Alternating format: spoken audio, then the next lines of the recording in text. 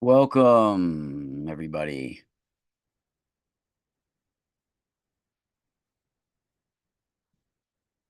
Let me see, make sure the microphone is coming through here. Can you hear me? Welcome. Yeah, you guys can hear me. All right, cool.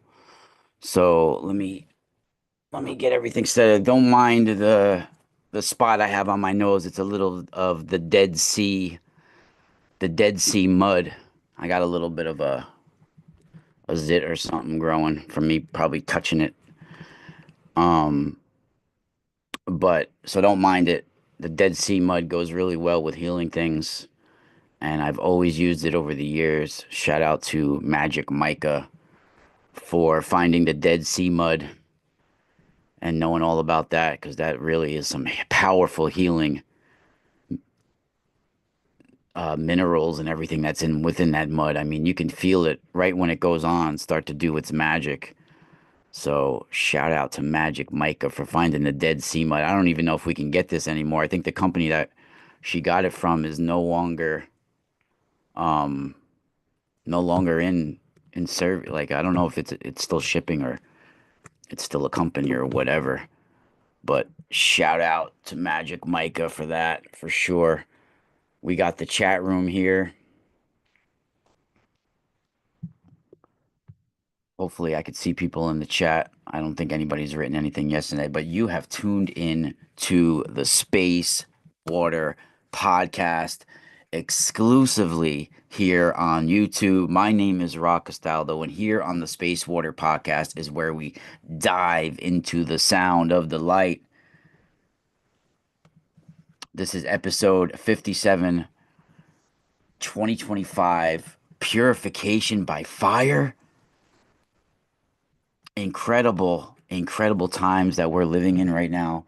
And just you guys can feel the shift. I hope people can feel the shift of the world and the shift of the energy, the shift of the consciousness, the shift in the energy and the feeling of the light that's coming from the heavens, the difference in the pulsation of energy that's all around us, right? The light, the sun is speaking to us. The universe is speaking to us. And we are at the cusp of huge changes, not only in humanity, but in on the earth and in the universe. The universe goes through stages, it goes through cycles, it goes through changes. And this is one of the cycle times where one cycle is coming to completion and another one is coming but there's transition periods, right?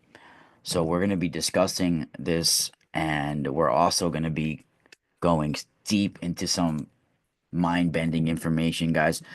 You guys can find me, of course, at the mysticalspiralstore.com, mysticalspiral.com, patreon.com/slash the mystical spiral, and various other spots all over the internet. We got the mystical spiral pretty much across the board. Hold on for a second. I'm gonna get a couple of pictures here tonight for the show, or this morning actually.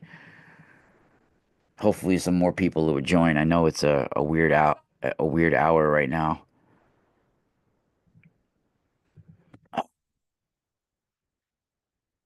But I do have the chat room. Hopefully people will come in the chat room as well when they see there's a live show going. I think there's only two people watching right now, right? This is the peak time for spiritual light. The people that know out there, um, they usually have interesting dreams, interesting things going on, and a lot of so-called paranormal happens at the 3 o'clock or after the 3 o'clock hour. Let me see if I'm gonna check one thing real quick. See if our buddy Rob's up.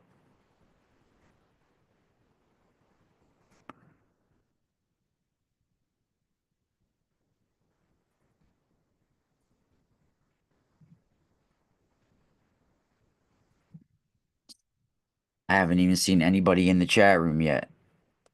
We'll wait a couple of minutes, a minute or two more before I really get started.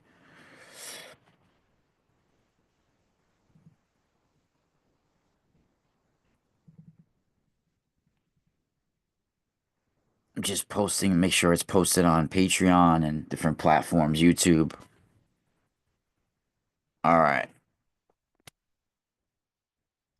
So welcome once again. Oh, Magic Mike is here. All right. We got the chat room working. Shout out to Magic Micah as well for finding the Dead Sea mud. We're running out of it too. Hopefully we can get more because I'm using it. You guys can see on my nose, I got that little Dead Sea mud going on. It heals like zits, all sorts of stuff that helps heal. Boils, zits.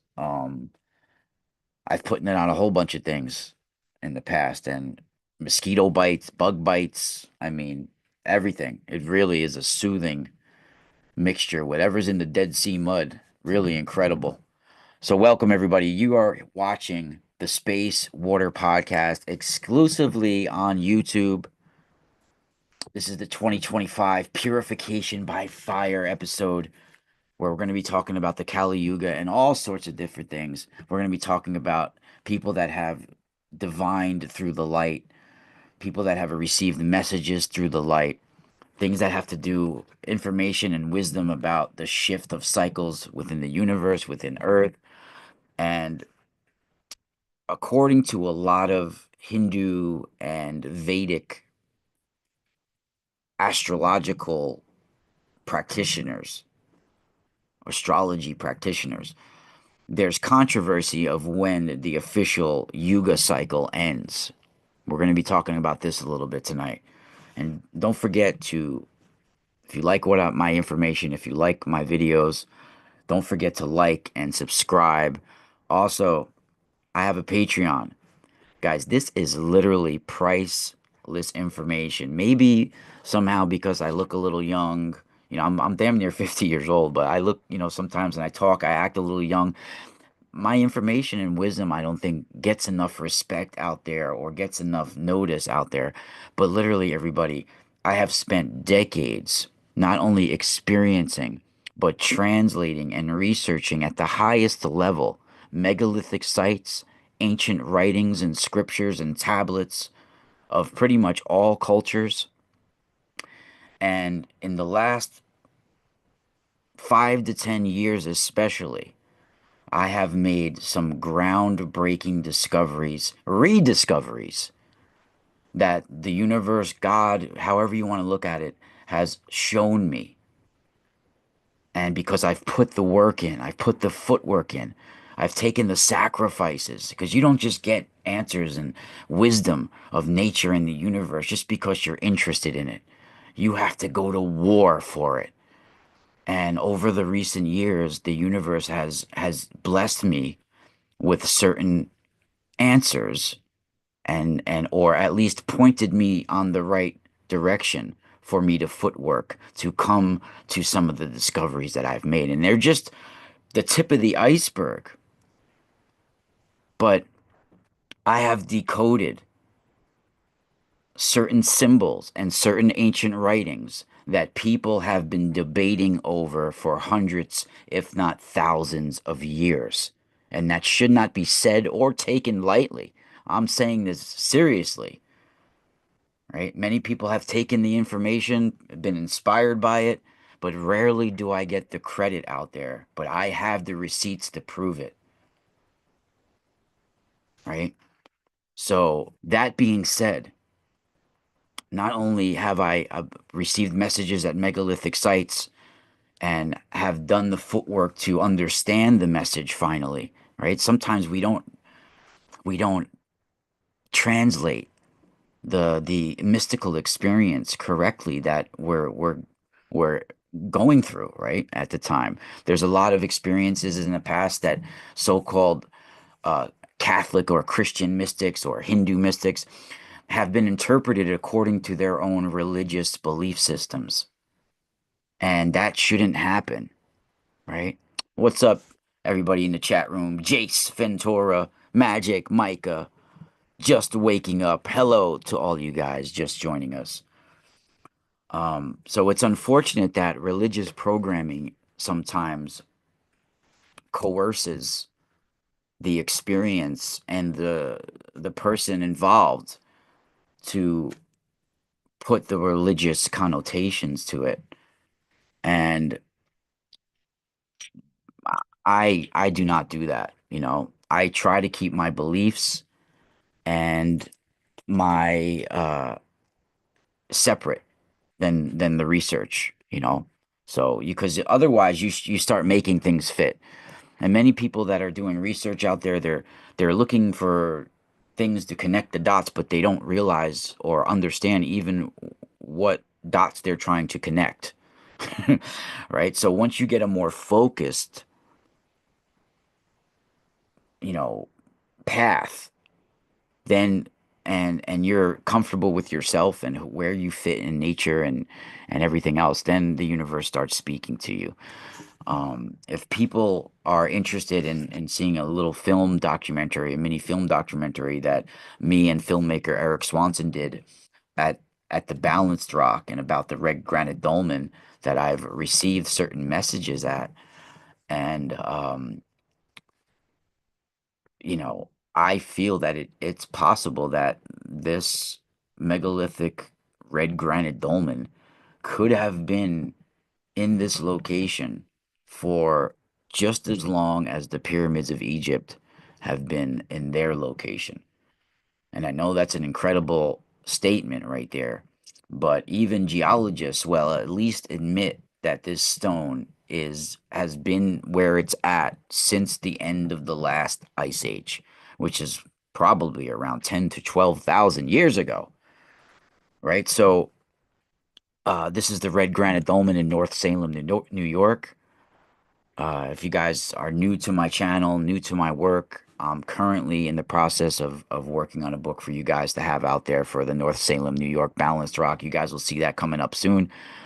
But uh, you guys can go to the website, themysticalspiral.com. It's a free information website, and you'll see. We'll pull it up here if you guys want, actually, so I could show you the rock, the stone that I'm actually discussing right now.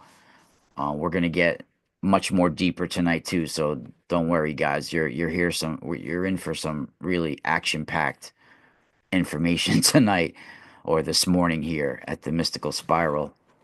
I mean at the on the Space Water podcast. We're going to the mysticalspiral.com right now. You guys can pull it up if you want, but I'm gonna pull up share screen real quick for you guys so you guys can see what I'm talking about when I say a megalithic dolmen, because it's pretty much one of the most rare and amazing megalithic sites on the planet right here in the Hudson Valley, New York. In fact, I can see if I go into my driveway and look up to the right, it's right there. You can see the High Tor Mountains, which is a very mystical area we're going to discuss also today, this morning. The High Tor Mountains is a mystical location for thousands of years, and more probably. And this whole area of the Hudson Valley is a unique energetic spot on the ley line grid of our Earth and within the universe. You know, the Earth is part of the universal, the cosmos, right? We're swimming. Earth is swimming right in the plasma waters, right in the sea of the cosmic celestial ocean. And we have interesting spiritual coordinates on this planet that are connected to the cosmos, that have alignments with the cosmos. And this is one of those archaeoastronomy alignments right here in the Hudson Valley, right? So this spot is on solstice morning on sunrise. the sun will rise with this stone. It actually will first appear at the bottom here, shining through. You'll see the sun literally inside the this area as it's coming up over the horizon over here, right? First it comes up and shines through the stones, right? Through the pedestal, right, that it's on. And next, this is what makes it a dolmen, right? Because it's lifted and hoisted off the ground. Glenn Kreisberg had a beautiful statement that said it best that I quote in my mini documentary. And I'll paraphrase here, but um, since I'm a guitarist, he used the guitar metaphor, and I think it's a great one. Imagine a dolmen being like a guitar string on a fretboard, right? When you raise it off the ground, because you have the negatively charged ground, the positively charged atmosphere, air, right? So when you raise a dolmen off the ground, and now this is a dolmen that's both got, it's a red granite, so it's got high quantities of quartz crystal inside of it. It's got high quantities of magnetite inside of it. So it's generating not just magnetic fields of its own, but it's generating electromagnetic energy, electricity. So you got electricity and magnetism at the very same time because quartz, of course, is a piezoelectric material. And this has high quantities of quartz inside it, this red granite. And this spot is built above running water. There's running water beneath this spot, all around this spot. This is a spot that generates natural shocks and vibrations beneath, right? So when you put a dolmen like this, raised off the ground as well, right? It's like, so first of all, before I get to the guitar part, when you put something on, whether it's fault lines or running water beneath, and it's a dolmen made of granite. The granite inside, because of the natural shocks and vibrations that's generated by the earth, the granite will start to rub. The quartz inside the granite will start to rub against each other, right? And generate friction. And it's getting, and this generates the cold light to come from the quartz. It generates electricity, a current, right? So when something generates a current, information can be put into the current. And the information is being put into the current directly by the sun. Now, this is coming from me, not just Glenn Kreisberg. This is coming from me, directly by the sun. Glenn Kreisberg said something beautiful about the dolmen, about how when you raise it off the ground, because it's being a negatively charged ground in a positively charged atmosphere, it's like pulling a guitar string off of the fretboard where it can vibrate and resonate with the cosmic frequency that it's receiving, right? And broadcast. So we have the sun, and you have incredible amounts of electrons and information coming from the sun. And we're talking about information on the quantum level. We have information that is creating life, sustaining life, evolving life, and ultimately dissolving and the dissolution of life and rebirth of life and renewal of life. We got stones that are receiving this information by the sun, stones that can bring purification, stones that can bring healing, stones that can bring creation and destruction if need be, stones that are broadcasting and receiving and amplifying the chorus of the sun. Now, that is not all said by Glenn Kreisberg, of course. Glenn said that's said by me, but Glenn said the part about the fretboard with the guitar string. So I want to do justice and I don't want to do a disservice because I did quote him in the documentary, and because it was a short documentary, we couldn't throw in everybody's name. I gave a shout out to John Burke in the documentary, but I also want to give a shout out to Glenn Kreisberg for that part about the guitar string. But everything else is coming from me, everybody, and this is incredible information that I've discovered. Unfortunately, when I posted the documentary, there were Native Americans that got upset because they're claiming it's a Native American site, and I feel the Native Americans probably used this site, but I don't think they're the ones that carved it as an effigy. I do think it is carved as an effigy on this side, being like Sekhmet, like even uh, Astaroth is shown by the Phoenicians and the Canaanites sometimes, right? So you got the eye of Sekhmet here, the ear, the mouth, the nose, and the headdress on the back. Beautiful cheek line, everything.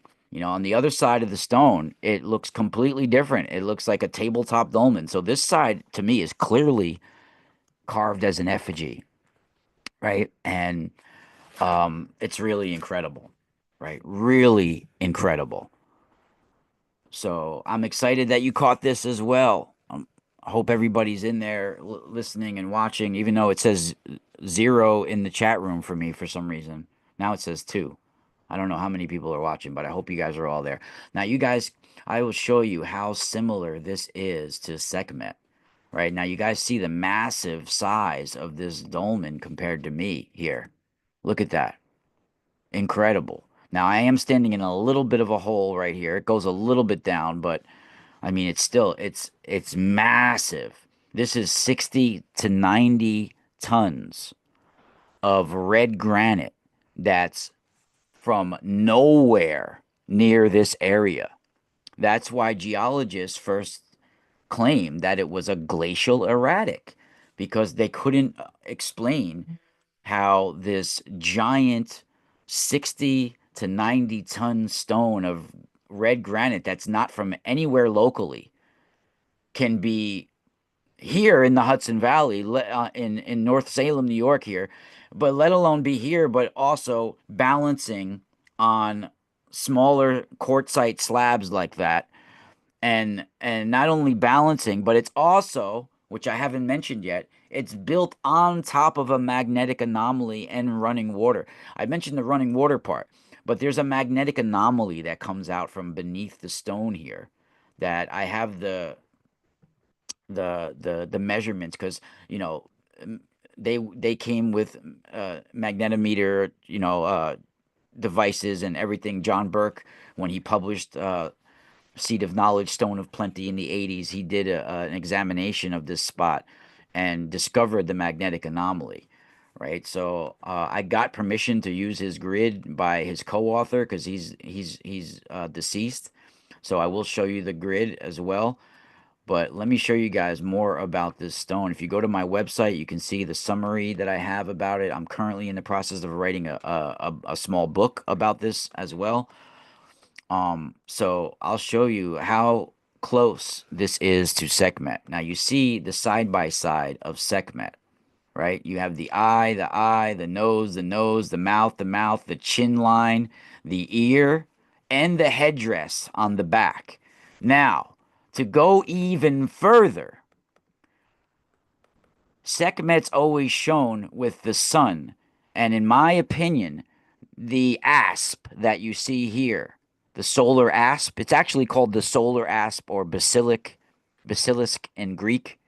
There's a few, the uraeus sometimes in Egyptian. This is a solar symbol, and to me, it is discussing what's sometimes referred to.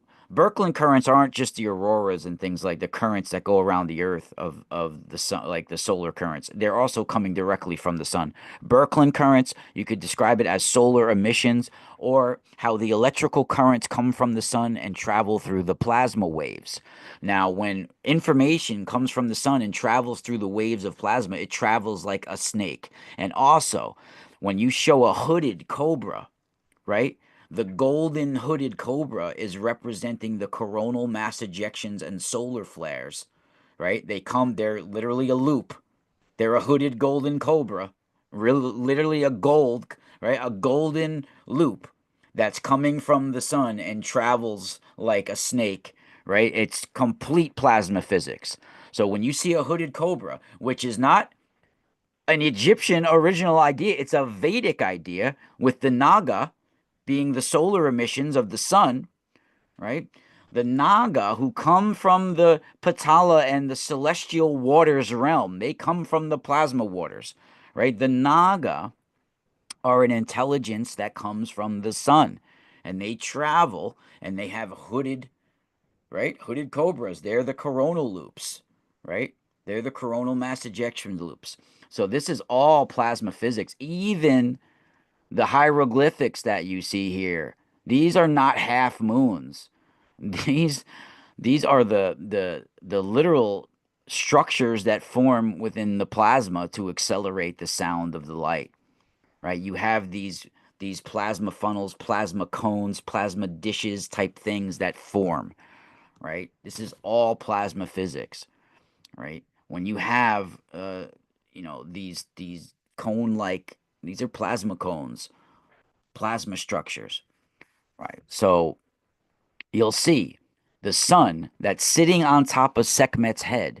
This is the same way the sun sits on top of the dolmen during winter solstice and various other times. Now, I'll show you exactly how I've had the sun. If I have any pictures, I might have pictures here with it. But the sun will sit right on top of the head of the dolmen. See, now it's already raised up higher.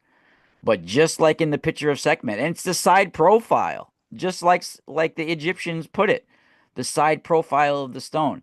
That side profile will have the sun sitting right on top of it in certain areas. I think I might have a picture of it here. You see, it's how it has the side profile with the sun.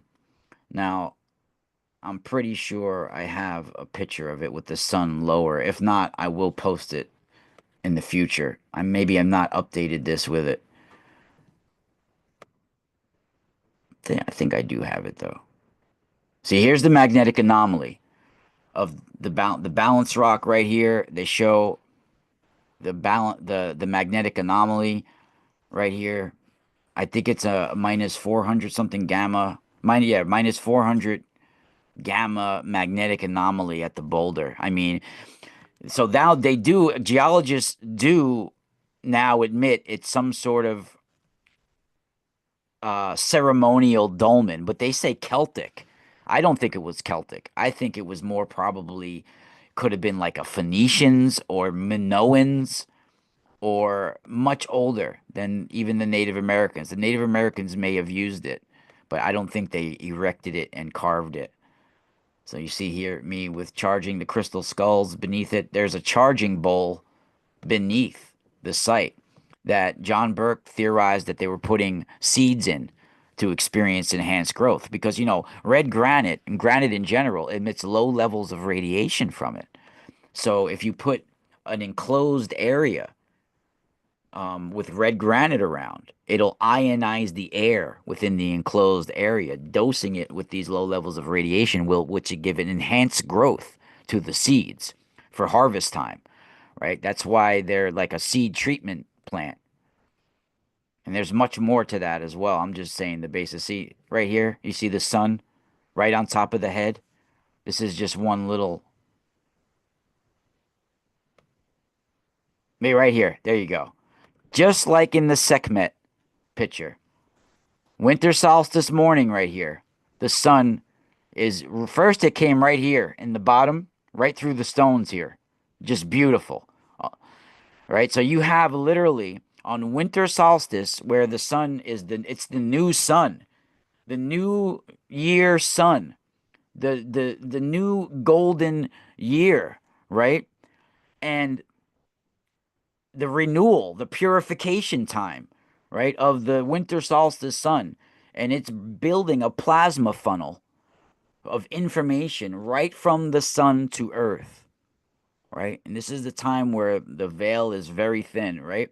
And the information is traveling right to this dolmen. Dolmen is hoisted up like a guitar string pulled off, right? And it's broadcasting and amplifying and resonating the sound and information of the light. You can see, look at it. It's even making like a spiral nine when I took a picture of it. Look at that.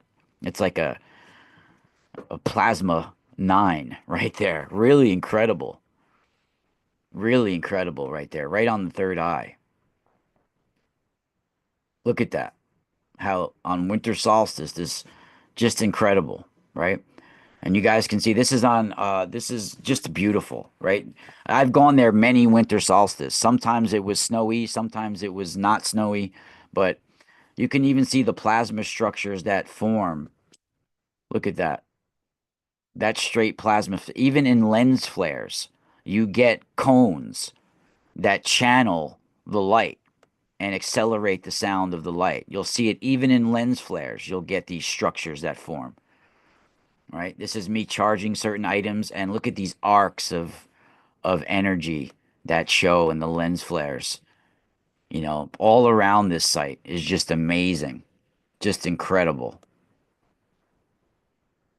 And this is why people say there's a network of dolmens and obelisks broadcasting energy. Unfortunately, a lot of the network has been hijacked and they're using it to broadcast information. The church has taken various spots and put Egyptian obelisks at them, and they're hijacking some of the locations.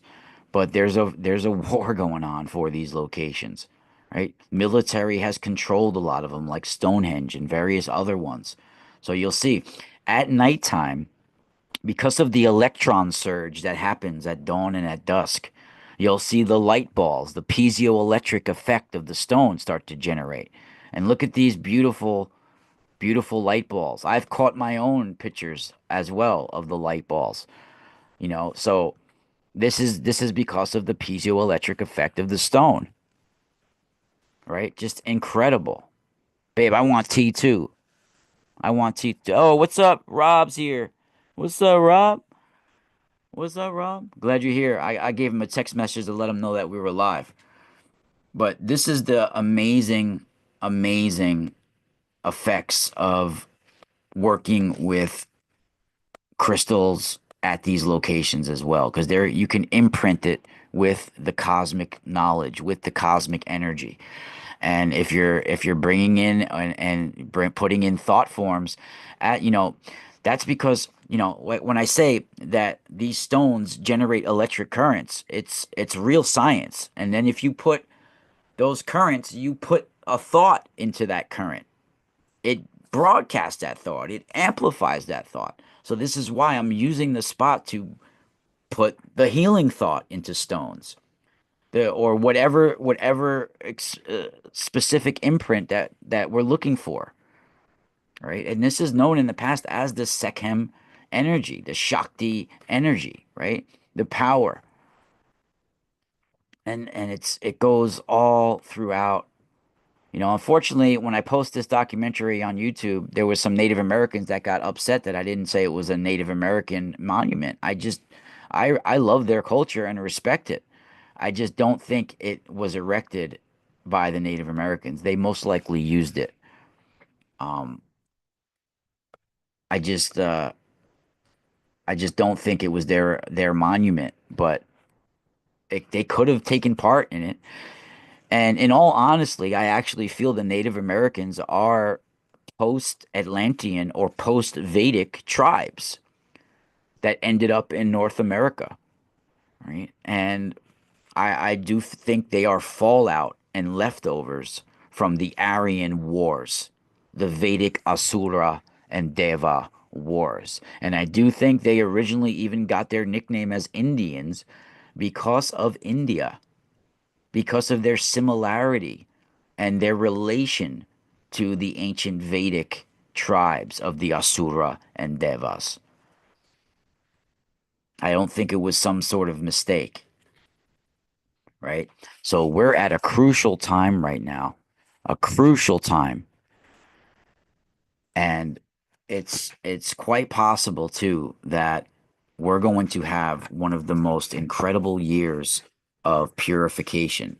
A- According to some of the cycles out there, that we're at the descending Kali Yuga, right? Where the Kali Yuga comes to an end in 2025, right? Just finished March 21st, 2025. And then it's going to be followed by a 1200 year period of transition called the ekpriosis, which first is a 300 year of turmoil, though, where there's going to be, worldwide cataclysms and the fall of cultures and the rebirth of new, right? But the great purification by fire summer of the Yuga cycle, when the world will be renewed and purified by flames, by fire, not just physical fire, cosmic fire, spiritual fire, right? And this is the final workings of the Yuga, the Kali Yuga, right? And a full Yuga cycle goes for many thousands of years, right? Now, over 20,000 years. Now, let's go into the Yuga cycles for a moment. Let me pull them up for you guys and share screen.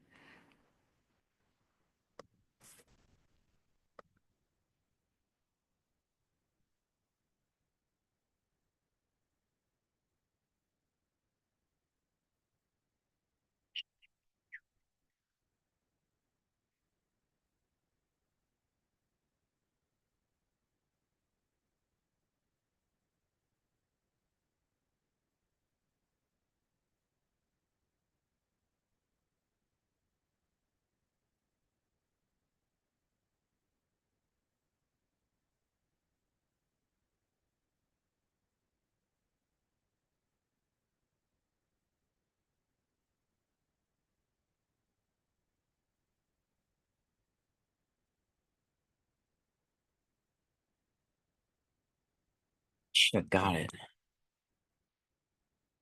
Hold on one second, guys.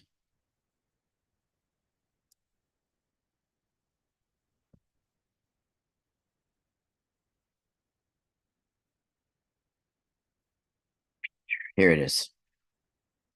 All right, let me pull this up for you guys.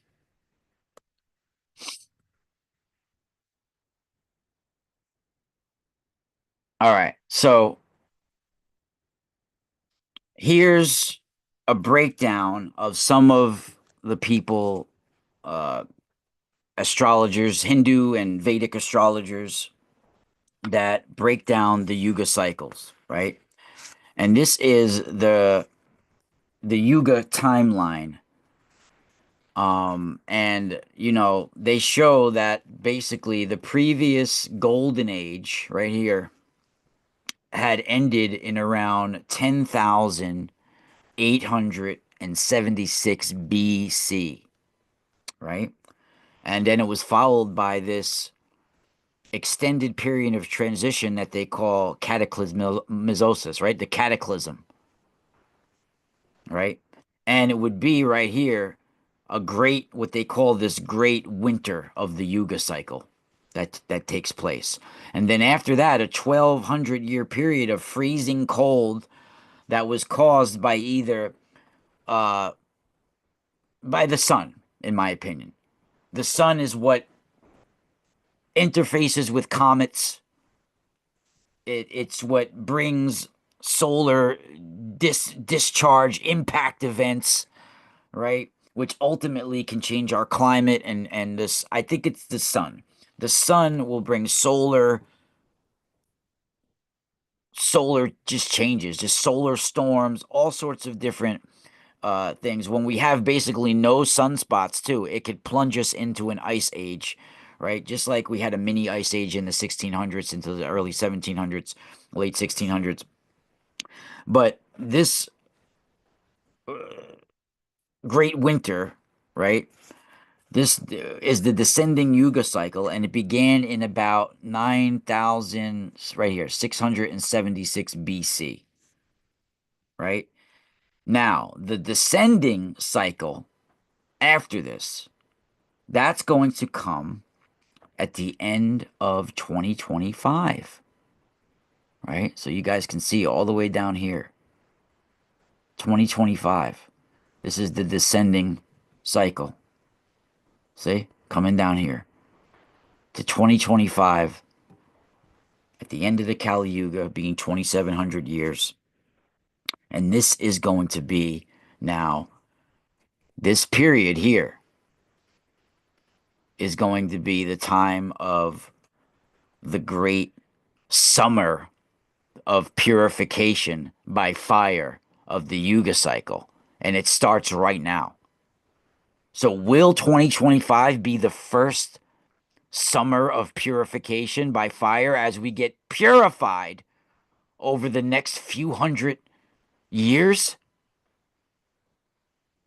We're going to be in the middle of a renewal on this planet over the next few hundred, if not thousand, 1,000 or so years.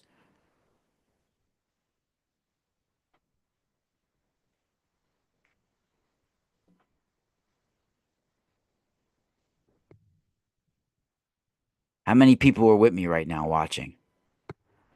How many people are there? How many people want to comment about that? How many people can feel the shift? Now, the Yuga cycle is literally an ancient science of the very highest levels.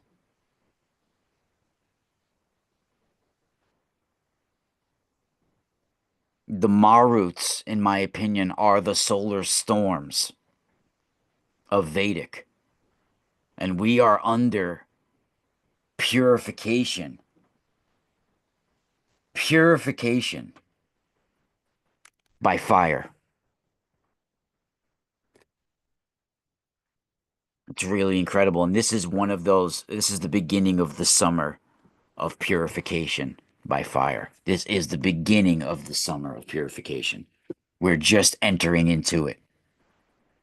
And we're going to be talking now about people throughout the last few hundred, if not the last few thousand years, that have been prophesizing and receiving messages of our coming chastisements, right? Receiving messages of what's about to transpire.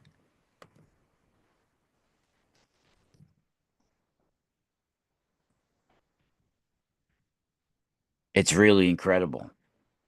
And we're receiving the knowledge that don't mind the mud. I got the Dead Sea mud. If you guys are just joining me, this is some Dead Sea mud that I have on my nose. It helps with like bug bites, uh, zits, pimples, whatever.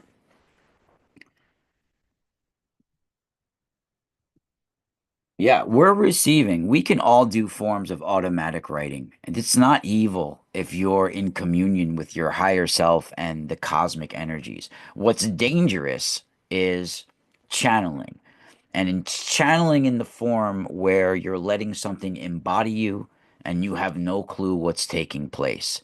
This is how I feel Edgar Casey was pimped out in a way by Dr. William Sadler and ended up channeling what we now call the Urantia papers. Now, I did a remote view. I don't want to call it a remote viewing. I did a psionic viewing. I like to call it a psionic viewing. Let's call it that. It's way different than a remote viewing.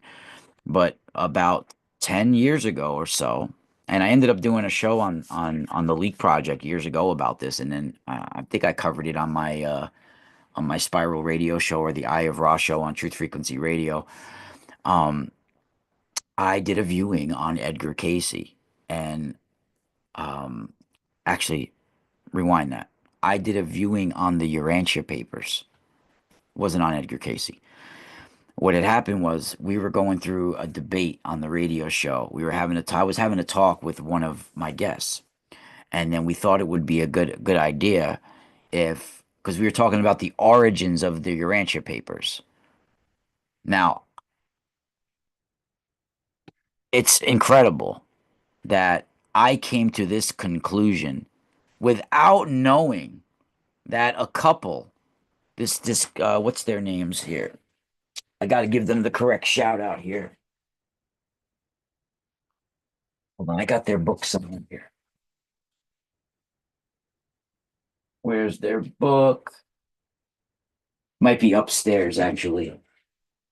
I got most of my books upstairs, but I got this little bookshelf down here. Oh, I got it. So I did this viewing on the Urantia papers because I wanted to know the origins of the Urantia papers. I came to find out about the Urantia papers in 1997 in a very crazy way. That's I'll save for another story. But there was this guy that I met in a very, very trying time in my life, in a very in a place that no one should be, like, you know, and just happened, in the weirdest places in life, you have a weird, like, just crazy experiences that changes your life, right? So I met this guy who had just came out of going through, like, this acid trip or whatever he went through in the desert of Nevada, right? And he came back to New York, and they found out they had warrants for his arrest, so they had arrested this guy, right? And I had met him during this, and this was in 1997, and I had just gotten in trouble myself, right? So me and this guy are in this weird position here, and um, I turned my whole life around, in the following years after this. But uh, this guy, he was like still going, like, I don't know if he was still like on acid or going through some kind of like drug induced hallucinations, but he was like a lost prophet, right? This guy was just like, how do I label it?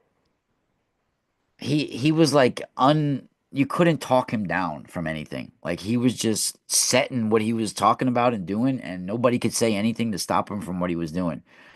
And he was like uncontrollable.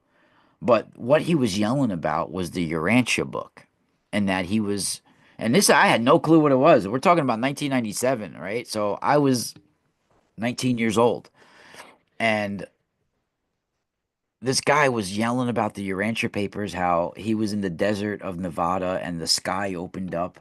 This is the I'm trying to paraphrase the little things I remember from him ranting to the police. He was telling this, and he refused to put his clothes on. He was butt naked and well endowed, right? He was swinging, like swinging, and he refused to clothe himself, right? And they were forced to like detain the guy and put clothes on him, right? They had to hold him down like a baby and clothe him because he refused to put clothes on. He said he wasn't born that way, right? So he refused to put clothes on. Like I said, he was well endowed and swinging around. People were all laughing at him, and it was a crazy moment. But what he was yelling about, and the little I remember, was he said that he was in the desert and he had been up for days because when you're up for days, of course, sleep deprivation comes involved, and most likely what you're seeing is not real, right? It's from sleep deprivation and hallucinating, but a lot of times the hallucination that you get is straight from the spiritual realms and connected to your psyche. So, like, say you have a fear of something, or say something is bad for your life. Say you're like shooting up drugs or sniffing drugs. You might see needles everywhere, or needles in your face and needles in your head and sticking out, and you're in the mirror trying to get them out, and you're pulling out your hair instead of but what you really think you're doing at the time is pulling out needles that are stuck in your head, right? But what you're really pulling on is clumps of hair. And then when you come out of your induced hallucination, you realize that you got clumps of hair in your hand and they weren't needles, right? I'm just throwing up some random, I'm just making something up. I'm just giving you an example of what the hallucinations and the sleep deprivation can do to you, right? But it's something from your psyche, something that's either troubling you or something like that, and it'll bring it to you. Like, if you have a fear of bugs or something like that, it might make bugs be all over you, mice all over you, whatever it is. Well, in this guy's case, it didn't do that. So part of me thinks it wasn't so much of a sleep deprivation hallucination. What he was saying was that the sky opened up and that these greenish blue people came out and were telling him to read or showing him things about the Urantia book, right? So that to me was interesting. And of course, as soon as I got in out of the predicament that I was in, I went to the library and I couldn't find the Urantia book. But I did find stuff on the internet because the internet was new at the time and I didn't have a computer, but there was one in the library. And I did find some stuff about the Urantia book in the library. And I ended up getting the book a few months later. I bought the book, I ordered it, I had it shipped to me. Now, fast forward until like 2013, 14, when I first started going on the radio and being a guest on people's podcasts and radio shows. And then I had my own show starting in 2015, and I talked about it in an episode. After that episode, I decided to do a viewing and on where the origins of the Urantia book come from. Because Dr. William Sadler published it, but it didn't come from his hand. It didn't come from his psyche, right? Who Dr. William Sadler is another story. He's a psychiatrist who was into ESP. He was into psychical research, right, which is research on psychics and psychic activity and telepathy and things like this. And Dr. William Sadler is the one who published it, but he always said it came from he wouldn't reveal the name, but he said it came from a sleeping psychic, right? Now, I did this viewing without knowing Dr. Sadler said it came from a sleeping psychic. I didn't even have that clue yet. Didn't even have that clue yet. All I knew was that Dr. Sadler was the one that published it, and he never released the author, the true author of the book, or whoever channeled this information, right? So, when I did the viewing, I was shown a clear picture of Edgar Casey, and I started to talk about it on my radio shows. Now, I ended up literally looking it up on Google, Urantia and Edgar Casey, to see if anyone else has ever said this before. No one else has said it before but one couple. One couple actually wrote a book about it. Edgar Casey and the Urantia book. Look at this. And I came to the conclusion of Edgar Casey before I knew this existed, right? Tell me that's not a confirmation and evidence. Evidence. That's evidence. When two people from two different walks of life have no idea each other exists and they come to the same conclusion, that's some sort of supporting corroboration, right? So they talk about the Bunkers. That's their name. Mr. and Mrs. Bunker, I think, is John Bunker, I think. So though that's the couple that came to the conclusion. I would love to have them on my show if they ever end up hearing this. I did try to find if I can get in contact with them years ago, but I couldn't get it. I got this book in 2012. This is when I found out about I got this book in 2015. That's when I found out about this and it was first printed in 2012. So I didn't know that this book was out. Although it came out just prior to me coming to the same conclusion, I didn't know it existed, right? Which is truly remarkable. And there is comments in here by Edgar Casey. Edgar's, you know, I mean, Edgar Evans Casey, the son of Edgar Casey. And he finds it very, Edgar Evans Casey, his name is. He finds it very interesting. And there's so much in here that brings supporting evidence of my claim, of my vision, right? Now, some of the stuff that I can just go through real quick without going into the book is Edgar Casey made periodic visits to Chicago in the early 1900s. Dr. William Sadler was a psychiatrist in Chicago. Why was Edgar Casey making these periodic mysterious visits to Chicago that he only logged in his book and never said why he was going into Chicago? Back then, very taboo to go see a psychiatrist. People thought you were crazy.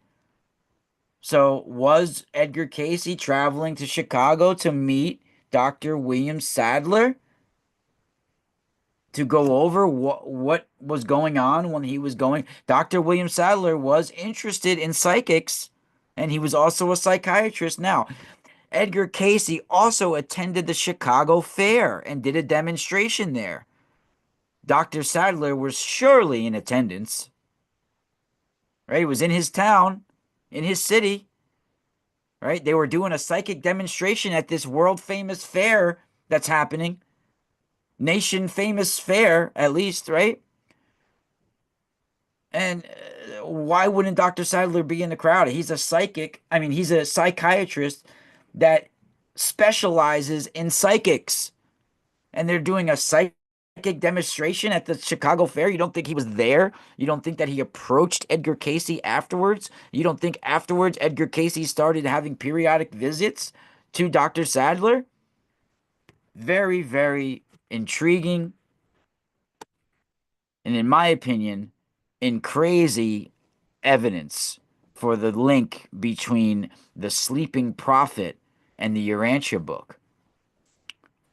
And it's well known that Dr. Sadler, who do I have so I get you guys a picture of who Dr. Sadler was? Let me see. Yeah, Dr. Sadler's right here on the cover. That's Dr. Sadler, and that's Edgar Casey, not David Wilcock. So really incredible. Really incredible. And the Urantia book is very similar to a lot of the Edgar Casey readings. Same style of writing. It's just it seems like it was tweaked a little bit by Sadler. And what's also interesting is that in various readings that Edgar Casey did, a being called Halil came out, and Edgar Casey wouldn't. Um, he had a rule, right, not to entertain any of these beings that would arise during the reading, whoever was doing the questions, because Edgar Casey had no clue what was transpiring when he would go to sleep. It was the person directing what that was there beside him. You know, he if he didn't record it, they would have no he would have no idea. He had someone like in the court, you know, going through it. He had someone typing it and like his dictation, the psychic dictation, and he had, you know, someone there directing the questions, right? No, he had a rule, you know, very specific instructions for the person that was doing the questions, right? Now, if he was going to see Dr. Sadler, and Dr. Sadler, while he was under and going to sleep in his sessions, Dr. Sadler was pumping this being for information without Edgar Casey's permission. That is totally possible, and I think it's exactly what happened because my body responds to it, and this is the vision that I was given when I asked for the origins of the Urantia paper. Now, I feel Dr. Sadler literally waited for Edgar Casey to die. Not long after Edgar Casey's death is the publishing of the Urantia papers. I think if Edgar Casey realized that Dr. Sadler published this, he would, of course, be interested enough to see what is Dr. Sadler publishing. My freaking psychiatrist is now coming out with a book about the history of the universe. I got to see what's this, and then he opens it and says, "Hey, this sounds very familiar to stuff that I'd come up with, right?" I mean, come on. He would have busted him right away. So Dr. Sadler waited till Edgar Casey was dead before he published the Urantia papers. And I think he was in communion with an angelic being while Edgar Casey was asleep. He was fishing and he got what he was fishing for. And he started pumping this being for information. Very similar. I mean, remember, Edgar Casey was the first one to start talking about the law of one and all of this. The same stuff that ended up being channeled later on, the law of one, right? But I have them down here somewhere, right? Those same channelings because they were pumping some sort of angelic being for information, right? Carla Ruckert and the other guy who was asking questions, the other guy ended up, you know, unaliving himself after these channelings. He went crazy, right? So it was not healthy for a lot of these channelers, and it's not recommended that you let something take over you where you don't understand, where you don't know what's transpiring. That is very dangerous. Now, there is a safe way to commune with cosmic consciousness. You can do a form of automatic writing in many ways through your art, through your music, through the current that you're broadcasting, that you're pulling in, that you're in communion with, right? That you're fusing with, but never let something embody you. That is very dangerous. Very dangerous. Now, there is a difference, right? I've talked about Mr. John McBrow. I have a book here called OASP, giant book, right? Huge book. Now, very different way. Dr. John Newbrow was a dentist and he was living in New York City at the time. And in 1880, he woke up one morning to find his room filled with light. They were beings in the form of pillars of light, right? And they instructed him to go buy a typewriter because we're about to dictate to you.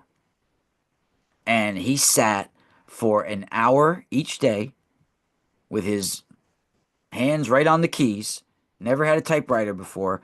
And he ended up being compiling, although he didn't even read it until after he was completely done because he felt like it would stop working if he read it. Like that was the intuition that came with it. And he probably was reading that appropriately. He probably was right. Now, he didn't read it all until he was completely done, but he sat there for over a year, right? And at the rate of 1,200 or so words an hour. And they contained scientific facts in a lot of like he drew and dictated and described the freaking uh the magnetosphere, right? He described so many different things, right? Just a lot of it were truth before we knew about it, right? Really incredible, right? Like he literally drew and described the Van Allen belts before the Van Allen belts of radiation before that are around Earth, the way they look and everything, before we knew they were, before they had been confirmed in any way, you know, or discovered. They were only confirmed like maybe in the 1970s, 60s, or something like that. I forget exactly when it was, but way after 1880, right?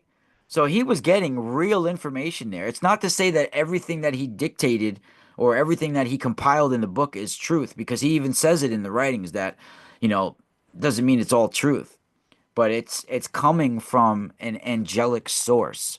It doesn't mean the angelic source is accurate at all times either. It's coming from that angelic source's point of view. But there was some real facts in there that we didn't know about until later on that we had to confirm with science, right? And he calls it in his book, John McBrow, an OASP, a form of automatic writing. Now, I've been doing a similar form of automatic writing my whole life and really didn't realize it until years later through my art, through my drawings, through just stuff that comes to me. I mean, people, you got to realize your thoughts, they're not coming from just random things. It's psychic activity. When you have a thought that just comes out of nowhere, right? When you have an idea that just freaking all of a sudden just comes out of nowhere. I mean, it's just not coming out of nowhere, right? That's telepathy. That's telepathy. Now, recently I was doing I do these like where I just clear my mind and I'll take a pencil or pen and I'll go over the page in a figure eight fashion. And then things start to arise. And then I'll start to fill it out and erase and different and pull things out that arise out of there. Sometimes it's words and phrases. Sometimes it's pictures and faces all meld together and different, but it ends up being certain things that are scenes. If I'm doing it specifically for a person, like a reading. It ends up being people and events out of their life that are significant, things like that. And recently, I came, this had came up when I did a viewing. I don't know if you guys can see it clearly here, but me doing that, I didn't really understand what it meant until later when the double sunrise happened. Now, you see these two horns here and Earth being here and all of this and all of this transpiring and this weird looking dude down here. Now, I found it very interesting that on the double sunrise, let me show you guys something.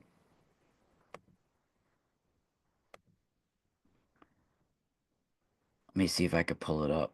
Oh yeah, so check this out. You guys remember when there was a double sunrise on the equinox just recently on spring equinox?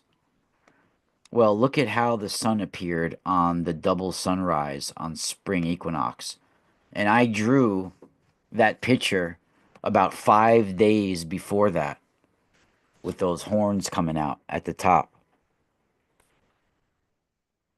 with the flames here. And these are suns and these are coronal loops coming from it, the Ankh with the plasma cones coming out, and the Earth right here in view of those horns and all of that. Like, I didn't know the double sunrise was going to look like that. I did know a double sunrise was coming, but I was not thinking of that double sunrise when I did this little doodle here, this little sketch. Things like that start to arise when you start to open up to cosmic energies, when you start to work with sacred sites that are energetic locations. Things like that start to emerge. Just when I figured out that these coronal loops, these plasma blasts, this is the Ankh of Egypt, right? This is the snake coming from the sun on Sekhmet that we talked about earlier. See this right here? That's that solar asp coming out from the sun, right? Look, I'll show you. Hold on. When you go here, that's this coming from the sun. Look how similar that is. Now, when I go back, so similar.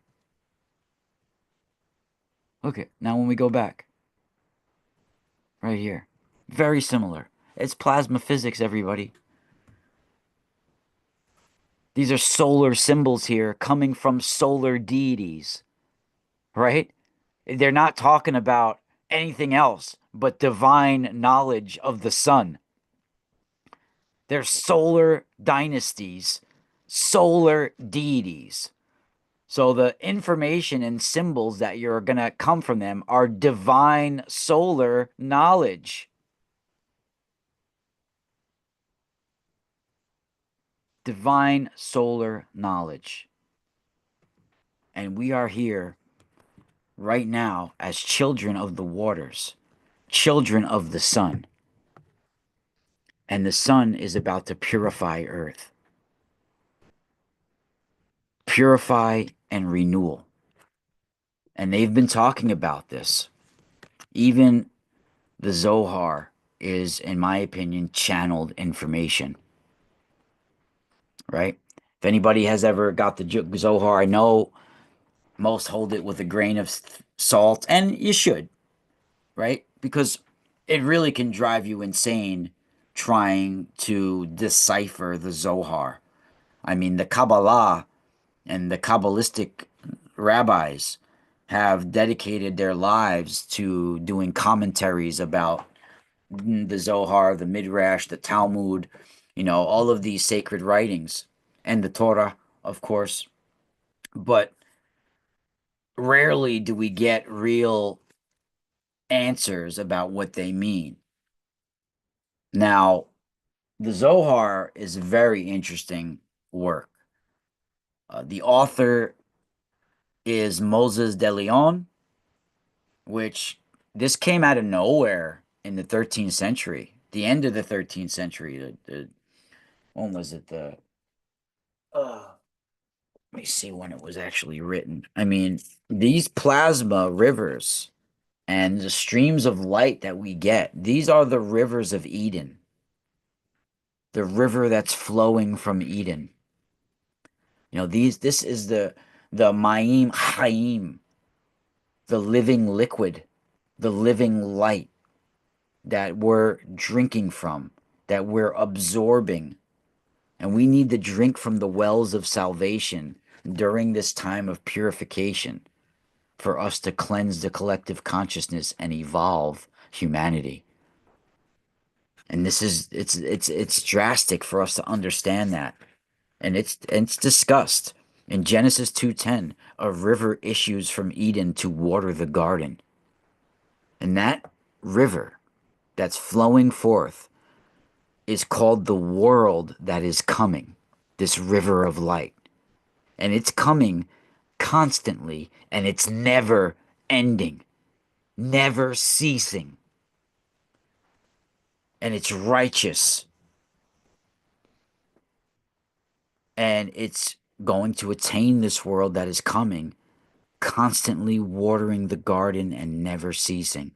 These are the rivers of light, the plasma waters that's coming from Eden to water the garden that they're talking about in Genesis 2:10. And you can find this discussed right in one of the most holy books of the Zohar called the Idra Zuta and the Idra Rabbah. Zohar 3 290b, translated by Daniel Mott. Now, these are the best translations that you can get for the Zohar. One of the only, if not the only, complete English translation of the Zohar comes in 12 volumes. I'll show you examples. So, I've invested a lot of money, time, and energy in holy writings from all cultures, right? This is why you come to the Space Border podcast and you go to my Patreon, patreon.com/the mystical spiral. You can join for $2 a month and you get access to priceless information and wisdom. And there's over 2,700 posts already in the last few years that you have archives of. And there's a keyword search. You can literally type in Zohar and there'll be a whole bunch of articles that I exclusively wrote for Patreon. Guys, if you don't join Patreon and you're watching my podcast right now and you like my podcast, you're missing out on some amazing knowledge, right? So, and all the money and I put all the book recommendations up on there from my research. All this, I spent a lot of money over the years. I have thousands of books. So, this is the complete edition that you want to get. If you want an English translation of the Zohar, you want to get these volumes. There's 12 of them. Here's just a few that I could carry right here. I want to put them back, but these are by it's called the Pritzker edition. It's very famous. It started getting published in 2012, I think, originally. And they have the original Zohar, but also translated in English. See, this is the gates of the Zohar. The beginning and the end have the gates of the Zohar, right? And they have the English translation with all the footnotes in it. And each book is 50 to 100 bucks, each one of these, right? Each one of them have over 900 pages, right? So the Idra Rabbah is one of the most holy books of the Zohar. And it's right here in volume 8 of the Pritzker edition. You'll get the Zohar. This is volume 8. The Idra Rabbah is right here. I got all these bookmarks in these. So look at the weird drawing that I have in it too. Right? A little doodle that I did there. So the Idra Rabbah is, where does it start? Right here. The Idra Rabbah, the Great Assembly. Now, this is what I feel Alice Bailey, when she's talking about the assembly of the celestial hierarchy and the externalization, she's talking about the same. This is the same types of information that we get from all different people. Let me put these back. Also, if you guys want translations of Ugaritic writings. I highly recommend the translations by Nicholas Wyatt, religious texts from the Ugarit. These are expensive, but they're from real translators, not fake translators like Zachariah Sitchin, who's trying to write a novella, right? He's not a real translator, all right? It's made for entertainment. And you got people who've made careers off of just because they've read Zachariah Sitchin's books and started talking about it. It's It's really ridiculous, people. You want real knowledge about ancient writings? You come to me. You come to certain people like me. See, I'm great because I am way more open than the average professors and things like that because I also have the mystical side to the experience, right? And the language of the Zohar is the language of someone going through a mystical experience. The name Zohar literally means splendor or glow or radiance. It means like you're shining in mystical ecstasy, right? It's about a bringing an arousal from above and below. It's an arousal through mystical, right? Through the Torah, being aroused through the Torah, literally, right? And a river is streaming forth and issues forth from the heavens to Daniel. It says it right in the Bible, right? Daniel 7:10. A river of fire streams forth and issues from before him, right? Very interesting. In Isaiah, they have a part that says, "Yeah, you shall be like a watered garden, like a spring whose waters do not fail." In Psalms, they have a part, the 30 Psalms 36:9. You let them drink at your Edenic or Edenic stream, right? These are the streams of mystical light, the streams of fire coming from the sun, coming from God, coming from the universe. Hello, Charlotte. What's up, Lynn Earthling? Who else is there? My love of my life, Magic Micah. Sarah, welcome, Sarah. That's a good Jewish name, too. I've been talking about the Zohar and the Kabbalah. Rox Girl. Who else is there today? Typical Skeptic Rob's here. Sarah, Jace Ventura. Uh, Anybody else just waking up? Anybody else want to shout out? Just shout me out in the chat room. Now, there's another part of the Zohar that I want to bring up that's really incredible. Just really incredible. How long have we been going for so far? Ah, it doesn't matter. So, um, there's a part in the Zohar that if you guys have the Zohar, you can look it up with me right here. It's Zohar 27b. Zohar 27b. It'll be in volume 7 of the Pritzker edition. Now, let me first, before I read this passage, first try to explain where the Zohar came from. Now, Moses de Leon is the one who published it out of nowhere towards the end of the 13th century, towards the end of the 1200s. Let me see when it was actually published.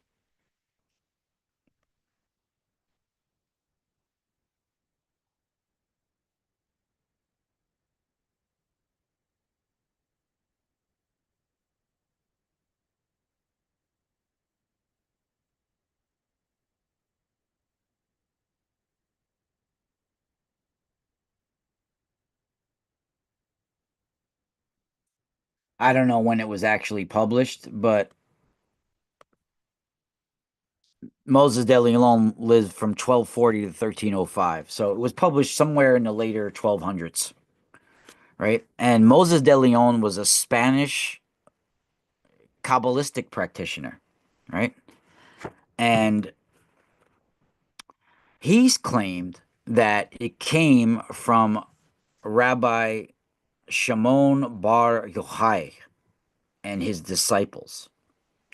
Now, this was a first and second century AD, rabbi and sage of of the Jews, right? He was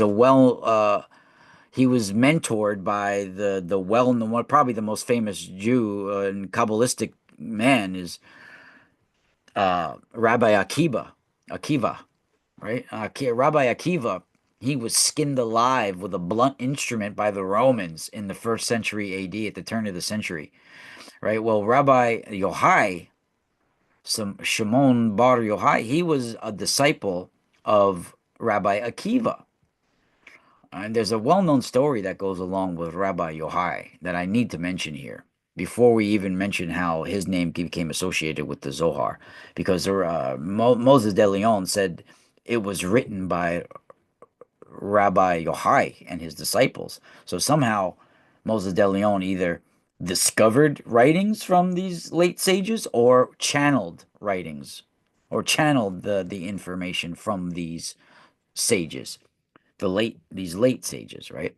So Rabbi Yohai, there's a story that goes along. Now, when his mentor, Rabbi Akiva, I think it's spelled Akiba or Akiva, Akiva or Akiva, Rabbi Akiva, he was skinned alive. You can find it, look it up. Now, when he was skinned alive, his disciple, Rabbi Shimon Yohai, went into hiding because he was the next one who was going to get his cut, right? So he went into hiding with his son.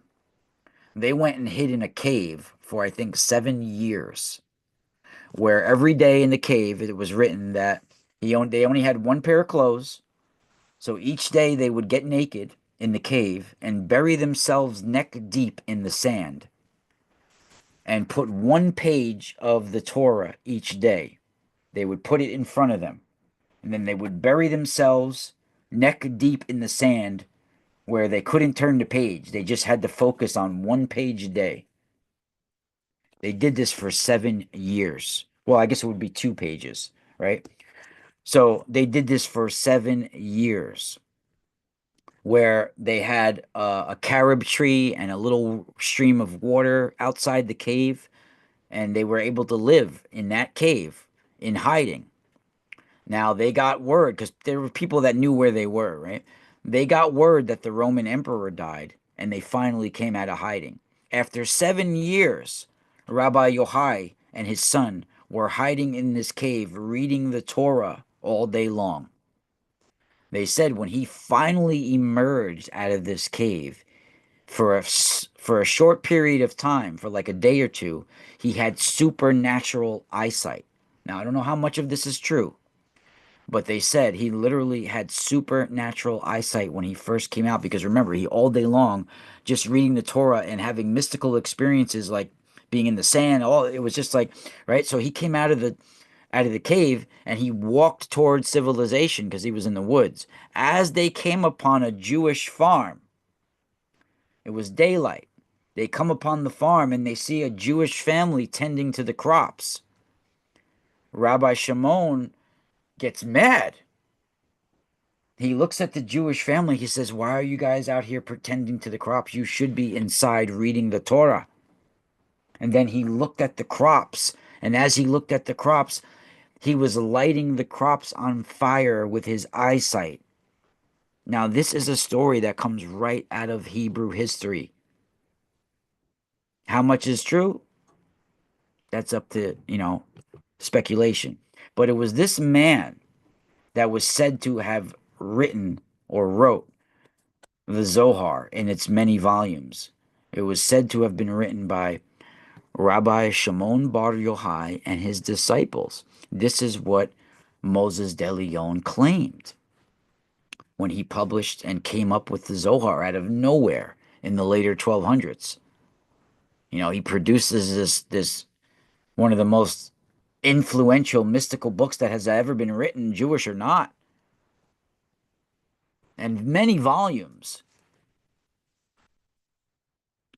Now, it's been a debate on the origins of how he came apart this information. And to me, he wrote it with his own hand, but it was through mystical experience and no doubt channeling some sort of energy from the previous sage. Now, did he want to use this sage's name to give it more clout, to give it more recognition, to circulate it better? Possibly. But there's no doubt this man was in a mystical experience while writing this because the terminology and lingo he uses, although in Aramaic originally and translated in English, the vernacular, the terms he uses, the lingo is very similar. I've written similar things under mystical experiences myself. I've seen other people write very similar ways of describing things, right? Everybody from me, from my friend Frank Castle, a whole bunch of people, they've described it in their own ways. Streams of plasma, streams of fire coming from the sun, that's loads of information, radiance surrounding you. The splendor of the Zohar is no doubt a mystical experience that someone is having over the Torah, right? So those commentaries of the Zohar is basically a commentary of the Bible while under mystical experience, while being under a divine guidance of some sort of light is surrounding, embracing, and amplifying his thoughts. Similar to John McBrow. Similar also to, do I have the clothed with the sun?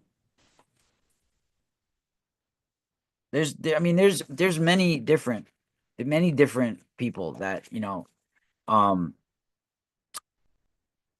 you know, you got, uh, I mean, there's so many. I'll go into her another time, the clothed with the sun channelings, but she was in the 1880s as well.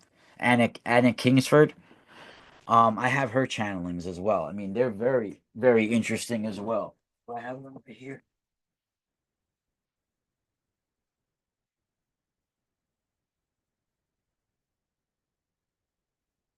Seeing if I have them down here. I don't think I have the book down here.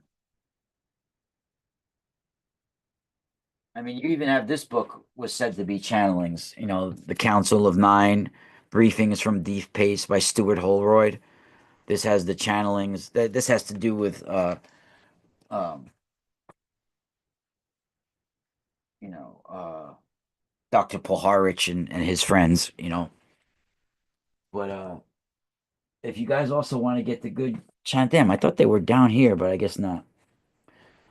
The channelings of Anna Kingsford, those are really good. Oh, you know what? It might be in my book bag. Might be in my book bag, but I don't need to show you the book. It's by Anna Kingsford. It's called Clothed with the Sun. You might know that term, Clothed with the Sun, because it comes right out of the book of Revelation. Really incredible channelings by Anna Kingsford. And she is one of the ones that started to bring in this new energy that came in the later 1800s. Rudolf Steiner talks about in 1879 how we shift into the age of Archangel Michael, and that's the age of, you know, the sun, right? The age of the purifying sun, the flaming sword of Michael, right? And this is gonna go until the next few hundred years. I think we're in this time of purification for sure. Now, I've developed products to help us in these times and to help us, our psyche, not only be protected but to have focus. Right, my 2025 limited edition first wave of light skulls and pendant amulets. Right, here is one of them. This is the Child of the Waters amulet. You could actually see the little water bubble right here. It moves around. See that? Like a lava lamp. Look at that moving around inside. You actually can see the water bubble at the tip inside the pyramid. That pyramid that you see at the tip there is actually ancient oil and water inside of this. See the little water bubble moving around? So cool. Right? I have these Child of the Water amulets and skulls available. The first wave, limited edition, Celestial Light, first wave 2025, up on my website. And not only that, guys, we have some of the most incredible products, and I'm putting up new ones every day on the website. You guys got to check it out. We have huge discounts right now as well. Let me show you guys what I mean. Right at the website. Check this out. Get them quick because they're going fast. The Child of the Waters Himalayan Quartz Skull Zordia. I have a few Zordias. This is Zordia the third. This is a hydroquartz skull. It's worth every penny, imprinted with our master skulls that are dolmen imprinted. This has ancient water bubbles moving inside of it, and it's gem quality hydroquartz skull, all carved by the Mystical Spiral Store team. And this is just incredible. It's actually got water bubbles moving around on the inside. This one is sold already, and it came with a package of a free skull and a pendant. So, really cool package here. And this has ancient water bubbles moving inside, and the different colors of rainbow. This is actually called Himalayan rainbow quartz. So there's rainbow all throughout, and water bubbles moving around on the inside. All throughout here, there's a few water bubbles, really cool water bubbles moving around. So it's this one is just incredible. Probably the highest quality skull I've ever had. If you're looking for another one from the Child of Waters, these are all first wave limited edition. This is a gem quality. This is smoky quartz, gem quality smoky quartz, and this is the rainbow quartz from the Himalayas. So you guys will see that this is Himalayan rainbow quartz. So like every inch of this skull has rainbow. Like you just got to put it at different areas of the light and you'll see all over the teeth, all over the this is just one of the highest quality, most powerful energy skulls that you can own. It'll and size doesn't matter when it comes to these skulls. Even my friend Leandro, he's charging over $400 for a skull of this quality carved. So this is actually a decent price for this quality gem skull. Look at even the teeth and the area has a lot of rainbow in this. Look at when you get at the angle, look at that. All over. Just incredible. And this is of a smoky quartz Reiki healer gem skull. This is first wave limited edition. So get them while you can. Also, we have huge discounts here on our products. We got $99 only for this gem rutile quartz with royal cubic copper tensor coil wrapped around it, 432 hertz imprinted for $99. That includes shipping and necklace material and a free gift. And look at the rainbow on this. Look at that. Look at all the rainbow when you start to hold it in the light. See that? All the rainbow on that, all the different angles of rainbow. Just incredible. You'll see the rainbow just pop at the angle of light. Look at that. Just beautiful. Amazing. Nowhere else in the world can you get this for under $100. A Royal Cubit Rutile Himalayan Quartz Cabochon Gem. And that's over 40 inches of copper twisted in there. All right. That's a double Royal Cubit. Two Royal Cubits in there. Incredible. Insane piece. And we have them coming out all over. Another Child of the Waters amulet right here. This is a limited edition. This is the oil and water bubbles moving out inside of it. If you like the one that I'm wearing right now, well, you can get one just like it. I have others being made as well. There's going to be 4 or 5 of these. There's 9 in all. There's limited edition 9 pendants. So only 9 being made out of this first wave. Very limited edition. The first 2 went immediately. These are the first ones that were made. The gold rutile one. This one went immediately. Well, we got also other ones that are rutile. We got the Himalayan gold rutile right here. Beautiful. This is on sale. We have huge sales here on the website. Look at these amethyst pendants, only $29. That includes shipping. Herkimer diamond pendants. Look at $36.99 for this Herkimer. There's so many friggin' discounts here as well. Half price on some things as well. Huge discounts. $27. Look at this. This Herkimer is $47 on sale. $32. Huge discounts here. Some we have half price discounts on this website as well. So look at this one. 48.88 down from 88.88. We have huge sales here.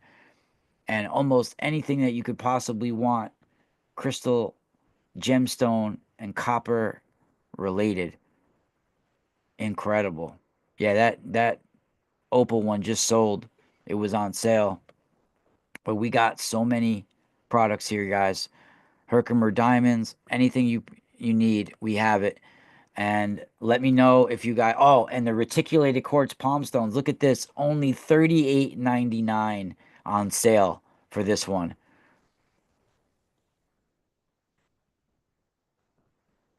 Look at the quality of these.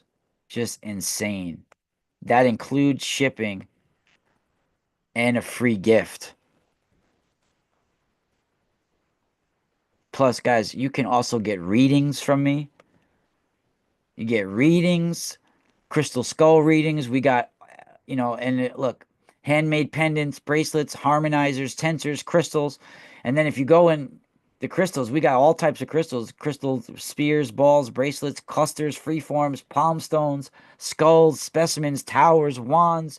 I mean, we got everything you need for bracelets. And we're a small family owned United States business, and you don't have to worry about tariffs. You can come right here. We get them all ethically sourced. Everything is handmade and done in house, and you can't go wrong. I always give free gifts with every order as well, and we're making energy devices for your mind, body, and soul. They don't just look cool, they are protection while you're in war, right? So look at this smooth piece right here. One of my signature pieces. This is the Gaia Spiral Light. This is moss agate, high quality moss agate, really high quality moss agate, with the royal cubit copper tensor coil around it. You can't get royal cubit copper tensor coils for under $100, people. And this is one with a stone inside. Incredible. You can't go wrong. EMF protection. This is the Gaia Grounder model. And we got so much more and all different styles of wrappings for you for whatever style you like. So don't miss out, everybody. Now we're going to go into the one section of the Zohar that I wanted to read that's related to some sort of star or light that's basically they're talking about a war in heaven, right? And in the messianic writings that the Hebrews talk about and the Kabbalistic writings, they talk about contests or battles happening in the heavens, in the cosmos, right? And there's this messianic drama that takes place, and it's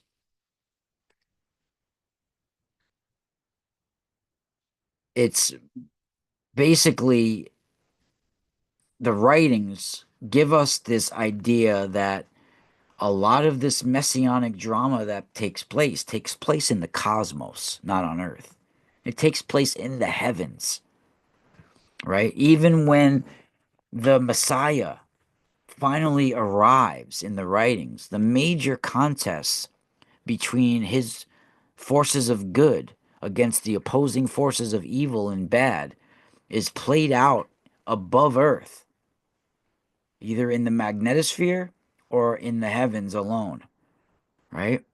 And the messianic wars, even between Israel and the other nations that's discussed, will have their prototype or cosmic or heavenly reflection. And they talk about these contexts between God and Samael and in struggles between cosmic and celestial manifestations of radiant light and the fires of evil forces. More specifically, they talk about a battle between this gigantic star of the Messiah and other lesser or evil stars, which repeatedly attack it over and over again. And then the celestial triumph over the forces of the celestial forces of good triumphed over the celestial forces of evil. This will signal the triumph of the Messiah over his opponents, right? And then part of the contest is this combat between, you know, uh, Mikael, the celestial prince of Israel, and Samael, right? And then Samael basically is accusing Israel of the same sins for which Michael demands the punishment of Edom, which is Rome. This is all Hebrew writing, remember.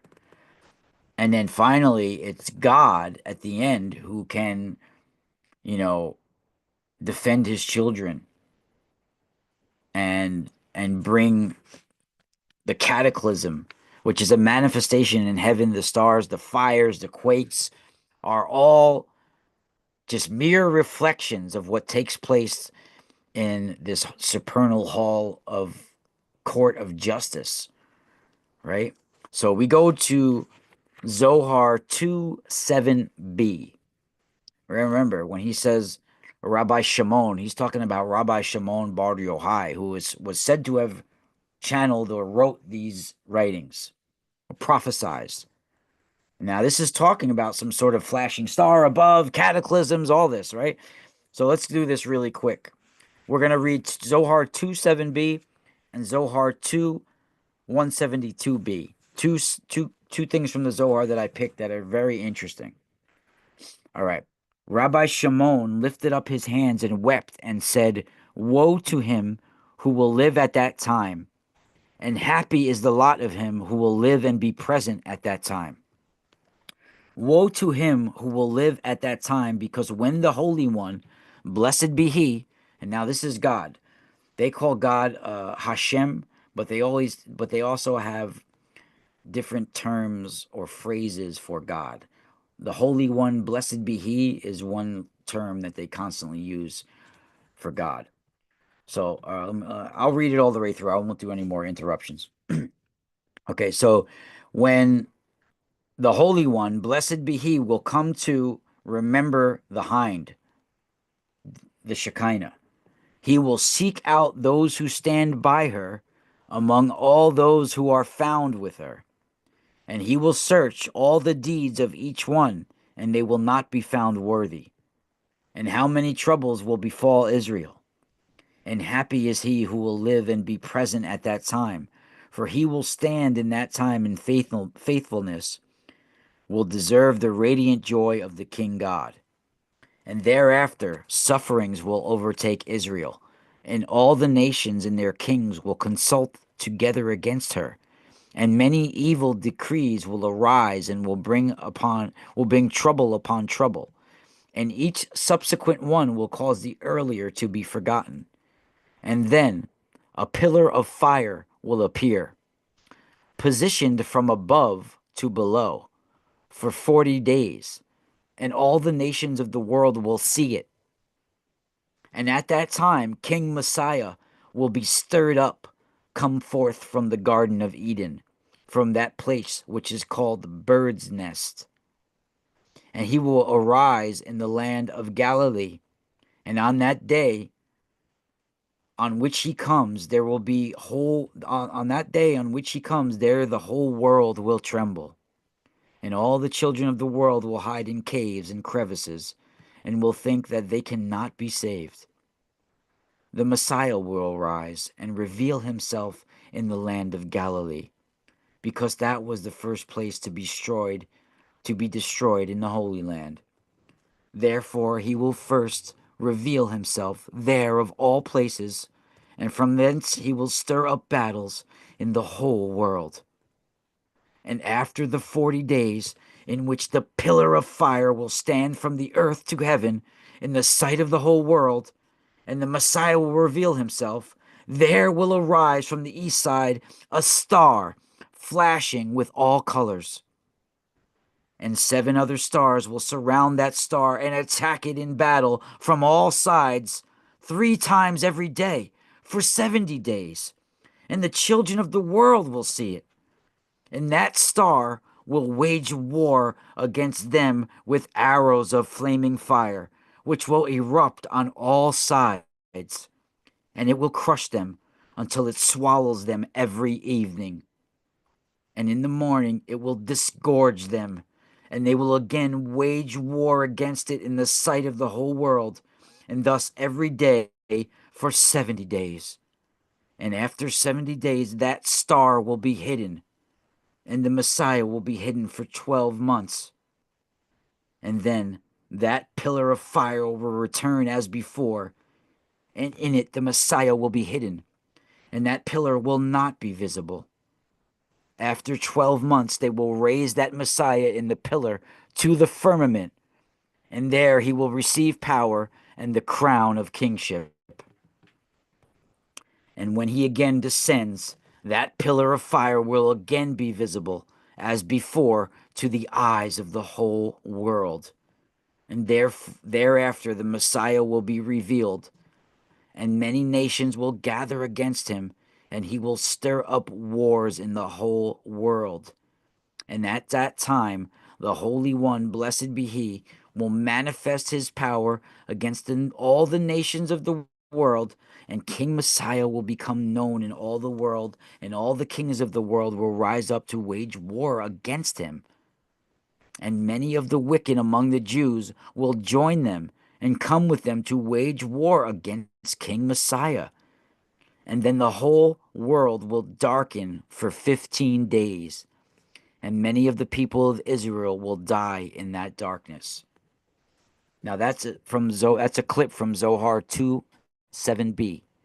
Now let me just read one little other passage. It's a one paragraph from Zohar 2:172b, which kind of is related to this passage.